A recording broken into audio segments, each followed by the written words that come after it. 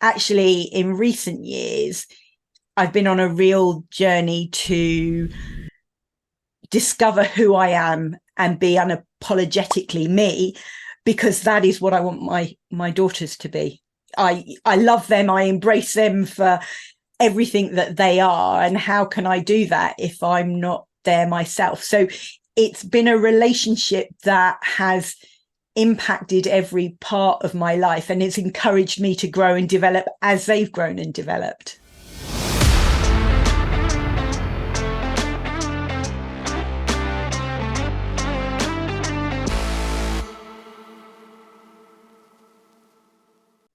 Mel, at what stage in life did you find yourself? What relationship broke you to discover yourself?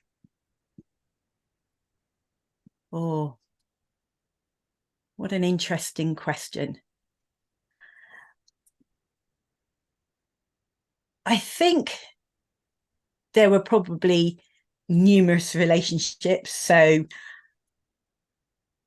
maybe my first love relationship back when I was a teenager. But I think if I was to choose a relationship that helped me learn most about who I am, it was probably when I became a mum, actually. Because at the time, I was working as a deputy director in a university. I had a fairly big team at the time, and everything I'd achieved was through hard work, grit, and determination. And then I became a mum, and I realized that everything that I had thought was important wasn't important. And actually the driving force was my children, and it has been ever since. Everything I do is really to make them proud and be a role model. But it also took me to that place of really challenging what I thought. Like, for example, I used to work really, really long days, first in the office, last out, and then I had my children. And with the best will in the world, I couldn't do that. And because I had to go and pick them up from nursery. And also, I didn't want to do it anymore. I didn't want to be there all the time. I had something else that was important. And it taught me about balance. And it's only now when I look back and I look at my career, and actually I had the biggest growth once I became a mum, which sort of seems counterintuitive to a lot of people. But I think that was the point. And it was the point at which everything was about them and what they needed. And I needed to be the best version of myself. And it may have been a coincidence, but at work at that point, I got a lot of personal development. And so everything came together. But I think that was and still is one of the most important, well, it is the most important relationship I have in my life. Would you say before your children were born that you worked very hard and extremely long hours to prove yourself to your colleagues, to your manager or director at the college you worked in, for example? Yes, absolutely. I think that it's an interesting transition, because I think up until that point, I was doing what everyone else expected of me. And then I had this driving force that encouraged me to look inwards. And then as I've gone on and my children have grown up, and now they're one's 20 and one's 17, actually in recent years, I've been on a real journey to discover who I am and be unapologetically me, because that is what I want my daughters to be. I love them. I embrace them for everything that they are. And how can I do that if I'm not there myself? So it's been a relationship that has impacted every part of my life, and it's encouraged me to grow and develop as they've grown and developed. So did you find it hard, for example, when your children were born, you had the habit of working very long hours. Did you find it difficult, for example, to say to people at work, actually, I have two young daughters now. I need to get off work early to collect them from nursery. I have a life beyond work now. How hard did you find uh, making that, effort to assert yourself to your work colleagues? Actually, it was easier than I had expected. I think maybe because the environment was very supportive of mothers, and also because I think that actually I was still giving 110% when I was there. It was just that the hours were condensed, and it was interesting because whenever I talk about this, I always quote an example where it was one winter. There was snow everywhere, so hardly anyone was in the university. But because I was director of campus services, so I was responsible for keeping the university running, I was in. My mum had been looking after my daughters, but because it was snowing, she said, "Oh, I need to bring your daughters in," and so I was like, "Fine, bring them in." And I was sat around a boardroom table. I was the only female. It was all males, and it was the principal's boardroom. So it was all the senior executives of the college. And there I was, sat with one of my daughters on my lap, who then proceeded to fall asleep and snore. And I never realized it at the time, but it was, I suppose I found a strength, which was like, either you accept me as I am, and I am a mum, and I'm here when many people aren't because I need to be, but at the same time, my children need to be here because they need me and I haven't got any other option. And I never realized at the time that that's what I was doing. But also I was very fortunate in as much as it was an environment that accepted that and didn't question it and was grateful for my input. What was the source of, before your children were born, you worked very long hours, you're very dedicated to your job. What was the source of that way of thinking? Was that, from your, instilled into you by your parents? Was it something you instilled in yourself, to try and prove yourself in school, university, in the workplace? I think my parents both worked extremely hard. I think that I have always been somebody that wants to give 100%. So it never been for me about climbing the career ladder. I'd never thought about that, but it was about doing the very best that I could. And for me, that meant giving that 110%. So I think some of it was inspired by my parents, some of who I was or am, but not by that need to climb the career ladder. Of course. So in other words, your parents instilled, a very hard work ethic into you, and you brought that to your work ethic. And then when your children were born, you realized you had to take a look at the bigger picture, I suppose you could say, and think about your children as well as your career. So did you instill into your own children the need to have a balanced lifestyle and the ability to assert themselves, for example, to say no when no was the right answer? In other words, don't say yes when the answer is no to people. Yes, absolutely. And I think if I look at both my daughters, they both have a brilliant work ethic, which I'm immensely proud of, because I'm not sure that lots of people have that anymore. So they do have a good work ethic, but I think it's a different generation now, and they do want that work-life balance. But my daughters aren't afraid to put in the hard work, but then they also play hard as well, and they enjoy all aspects of their life. And so that's something that I'm very proud of. And it's interesting because I have two daughters, the younger one who is a budding actress, and so will follow her vacation. She's wanted to do that since she was knee high. And I think that she recognizes she may never earn a lot of money, but she loves what she does. Whereas my older daughter loves to spend money, but recognizes that she needs to earn it. And interestingly, when she left school at 16, she was like, right, I just want a job that's going to make me lots of money.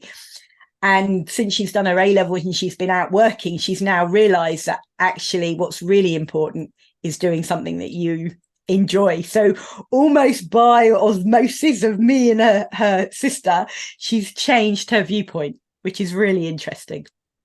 And what was your husband's thought process in this whole area? Was he supportive? Was he supportive of you in terms of, making time for your family as well as your job? Absolutely. And we had role reversal. So he was a stay-at-home dad. And I was the person that went out, and I'm very grateful for that, because it meant that our children grew up with, one or other of us being at home. I mean, he's a lawyer, so it could have been quite easy that he was like, no, traditional, you stay at home. But it wasn't like that at all. And what skills did you learn, life skills did you learn as a result of your children being born and you having to, really look at yourself and say, I can't afford to be working these long hours anymore. I need to be more productive.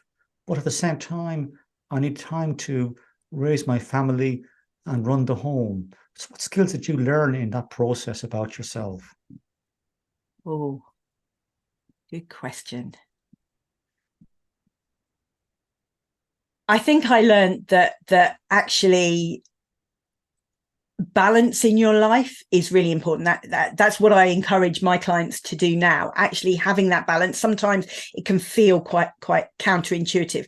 But if I go off and do something else, or if I take some time out for myself, then that is going to negatively impact my work. But actually, that's absolutely not the choice. The more balance you have, the more able you are to step away, look at things more objectively. Certainly, if a decision or something didn't go my way, I could get caught up in my own head and my drama about it. Whereas actually, when I had my children and I was able to create that balance, it enabled me to step back, be more objective, be far more effective, and be a better, happier person all round, which benefited my family and the people I worked with, without a shadow of a doubt.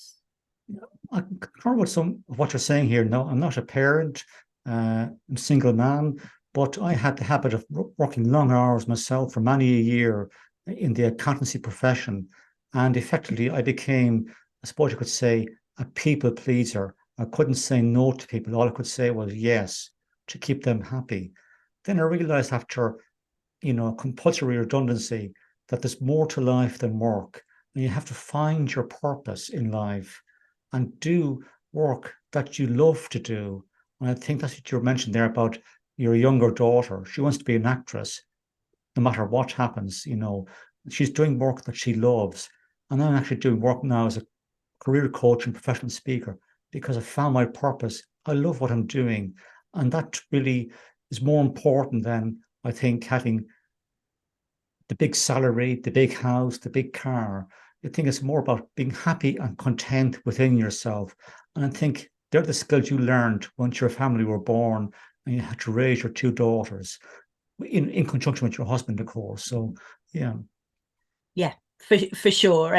And there are, as you say, as I said at the beginning, there are lots of different relationships that come in and go out. But for me, that has been the big one, and it's the one that will continue for however long I'm on this earth for.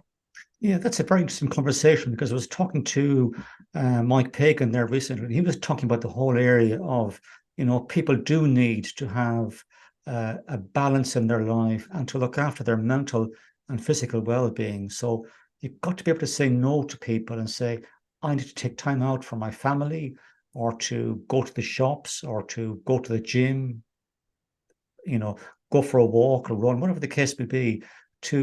Everybody needs their own time to clear their head, of course. That's what you need to do in life, and to, get your priorities straight in your own mind, rather than having people telling you how to, schedule your life or to try and micromanage you as a person. I think that's just defeatist. That is my opinion. Looking back at your life, what would you consider to be character building blocks that have made you the person you are today? Good question. So I think 2015 was a big year for me. I'd had my children in the early 2000s, and so they were sort of grown. And in 2015, two things happened. So one, I started my own business, and two, my marriage sadly broke down. So I think they were two key building blocks that happened at the same time. And in different ways, they challenged me both. One, to obviously focus on and how, you know, I sort of kept my family or my daughters together and on a straight path, but also, as you all know, how you build a business and grow a business. So I think that if I look at my recent past, 2015 was a year that was really a case of digging deep, looking at what skills and support I had, but also trying out new things. And I think that was, again, a sort of second iteration of who am I? Why am I? Where am I in the world? What is my purpose? What do I love doing? What is important to me? And what really, it was the time I started to look at what is a legacy that I want to create and leave. So yes, 2015 was the building block year for sure. Yeah. So in terms of starting your own business, did you find that you brought organizational skills from your previous vocation working in the university into your new business, but you actually had to really look at developing your more front office type skill set, your inbound marketing, developing your brand, for example? Were there the type of skills you had to work on and develop? Absolutely. And I think when I left corporate university life, I had a team of 600 people. So if I needed something doing, there was always somebody I could go to. And then suddenly, as an independent business owner, I was the finance director, the marketing director, the ops person, the sales person. So that was a real journey of discovery. And I would say that, again, over the last 8 years, you never stop growing and developing. And in the first instance, when I set up my business, I would never advise anyone to do it this way. I didn't have any clients. I didn't have any work lined up. I started at a zero base. I would never recommend anyone to do that. And so I had to build it from nothing, as well as dealing with all the emotional turmoil in the background. And so for those first few years, it was just about, well, actually, I developed my brand, Fish Climb Trees. That's still my company name. I still believe in the ethos behind that. But it was very much, okay, well, I will do whatever people will pay me for. I will do it. And actually, it's only been in the last, I would say, 18 months again, that my business has had another review, a reevaluation, where I've really narrowed it down to doing what I love, what I'm good at, and what I think my clients that I have, you know, best like working with me for. So I don't think you ever stop growing. And yes, definitely what I had, all the experience I had from corporate life came into that play. And it was about adapting that. And some things really worked and other things didn't. So I think I had really large budgets. And so on the one hand, in my business, I'm not afraid to invest to grow, which I think sometimes when you're an independent business owner, you're always looking at that bottom line. Where am I going to be? You'll appreciate this as a former accountant.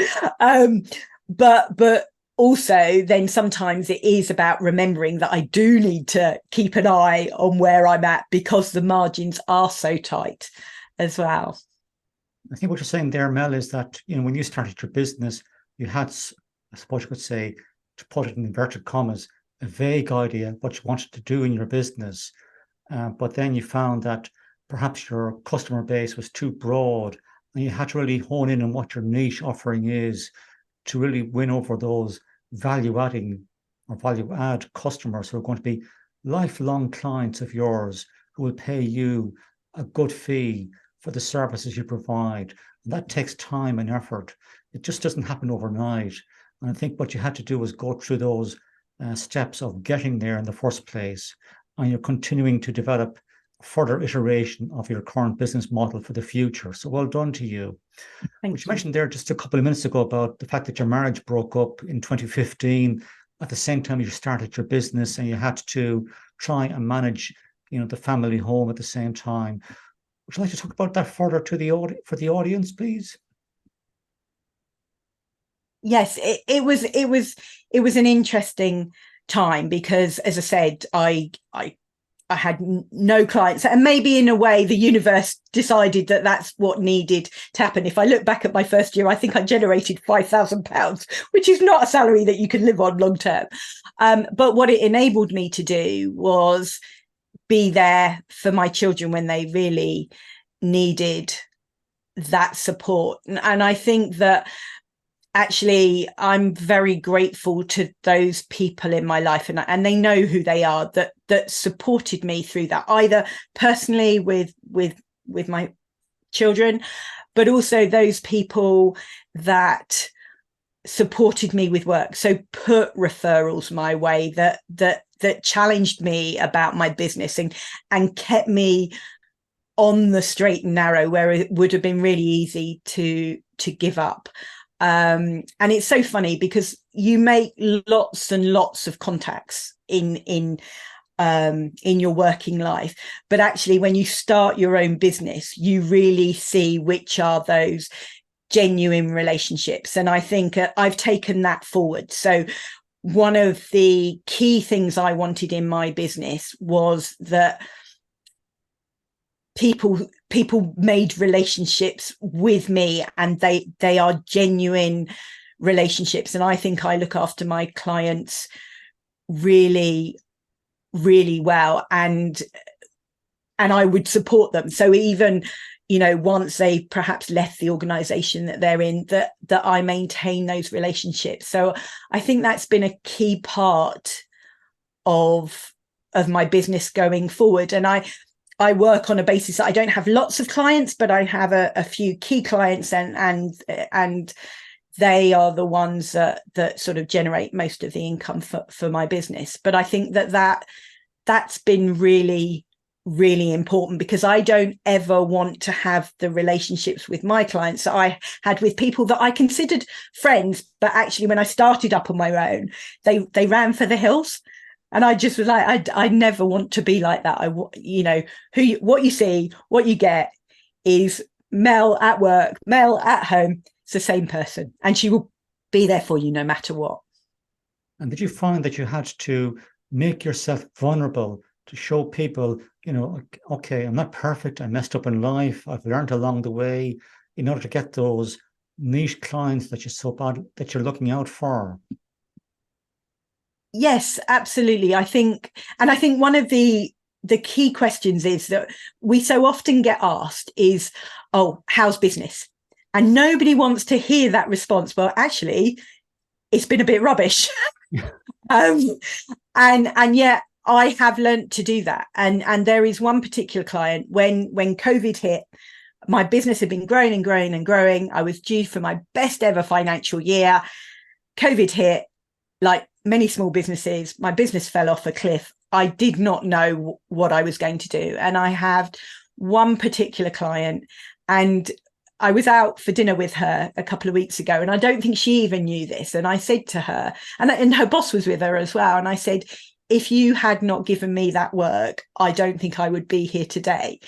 And I think it was a sobering moment for all of us, because I was showing my vulnerability. I was being open and honest about my business, but also I wanted her to know how appreciative I was of that support, because I think sometimes when we aren't honest about how things are for us, people can make assumptions, and yet most people want to help. And they both sat there afterwards and said, well, actually, I think we can give you this business and this business. And that wasn't why I'd done it. But I think it was that real openness and honesty and vulnerability. So I think, yes, vulnerability is important. Well done.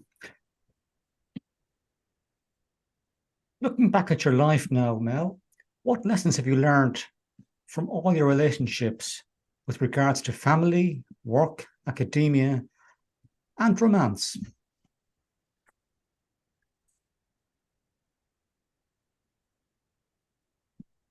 I think there's something about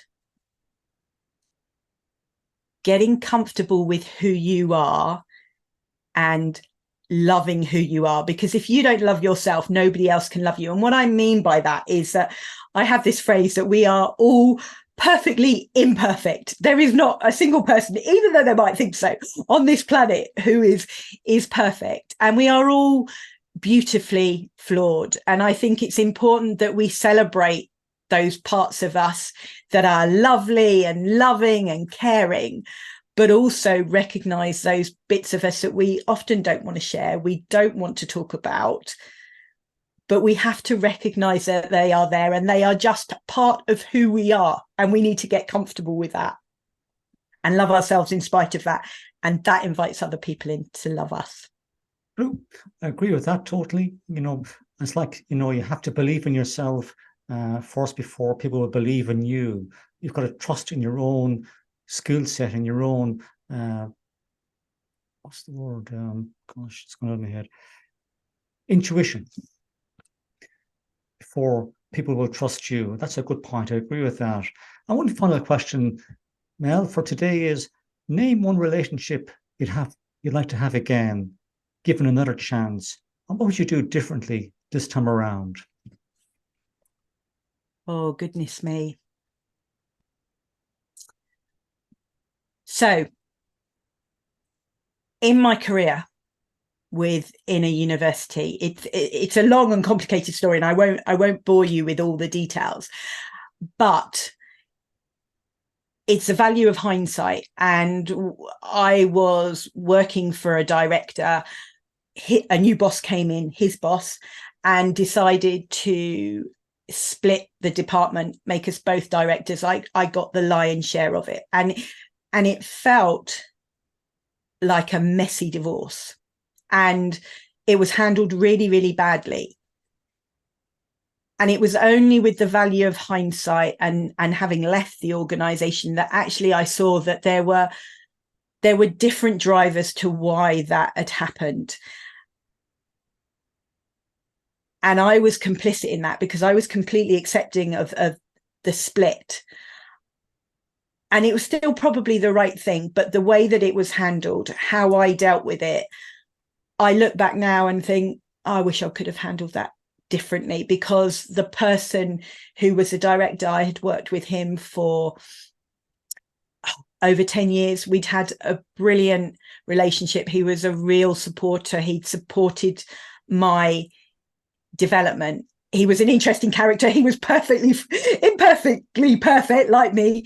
And it meant that when we both ended up leaving the university at the same time, but we were barely speaking because of things that had happened. And I've never shared that with anyone, actually. So it's thank you for allowing me to share it. But it was something that I think now, as I look back, older, wiser, I wish I'd handled it differently. And maybe following this conversation, I might reach out to him and put that aside, because for many years we actually had a really good relationship, and he helped me progress in my career.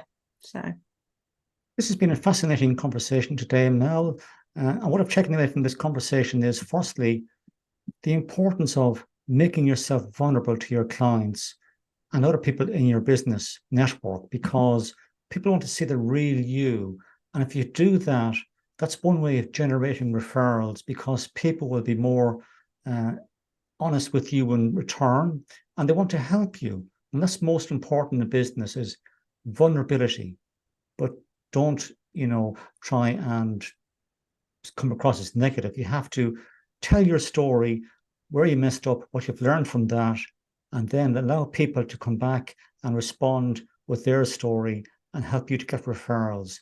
Secondly, I think it's very important that when people start a business, in self-employment, after working in a career for a number of years, you've got to be prepared to take a constructive challenge on board and also to learn new skills.